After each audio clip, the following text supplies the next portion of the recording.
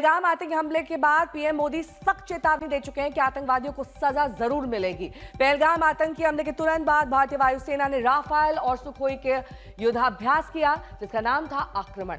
INS सूरत से missile परीक्षण हुआ।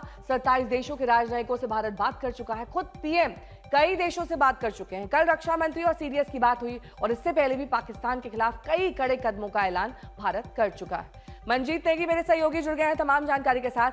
मंजीत, जाहिर तौर पर कड़ा एक्शन तो होगा, लेकिन बड़ा सवाल यह है कि ये कब होगा?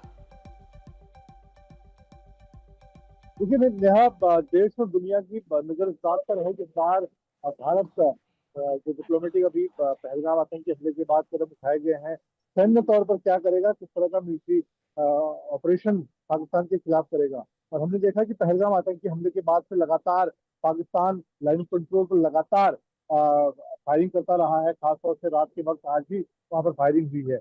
और जहां तक भारत के सैन्य विकल्प की बात है, पहलगाम आतंकी हमले के बाद लगातार चाहे अजय जी डोभाल हो, रक्षा मंत्री राजनाथ सिंह हो, इस पहलगाम आतंकी हमले के ठीक अगले दिन रक्षा मंत्री ने सीजे जनरल अनिल चौहान तीनों सेना प्रमुखों के साथ एक लंबी चौड़ी बैठक साउथ ब्लॉक में की थी। और कल रविवार अवकाश होने के बावजूद अपने घर पर सीजे जनरल अनिल चौहान के साथ बैठक की।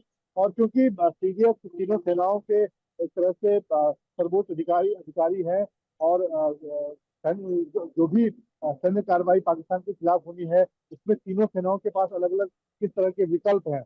और जिस तरह से हम लगातार देख रहे हैं, तीनों सेनाएं इस वक्त पहलगाम आतंकी हमले के बाद अपनी जो तैयारियां हैं हर मोर्चे पर उसको लगातार चाक चौबंदी कर रही हैं। चाहे बात ऑपरेशन आक्रमण की हो जो वायुसेना कर रही है, नौसेना समुद्री मोर्चे पर अलग अलग तरह की तैयारियों को देख रही है। और सेना में भी पूरे, अगर मैं एक जानकारी आपको देना चाहूंगा कि नॉर्दर्न कमांड में अभी फिलहाल सारी अधिकारियों की छुट्टियां भी रद्द की हैं और पूरी तैयारी सेना की खासतौर से नॉर्दर्न कमांड पर है।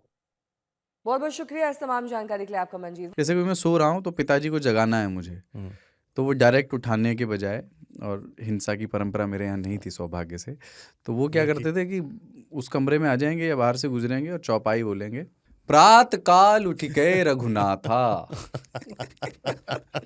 मात पिता गुरु नावई माता। कभी कभी मैं गुस्से में उठ करके अरे पापा चरण स्पर्श किया और सो गया। मैंने कहा अब मत उठाना।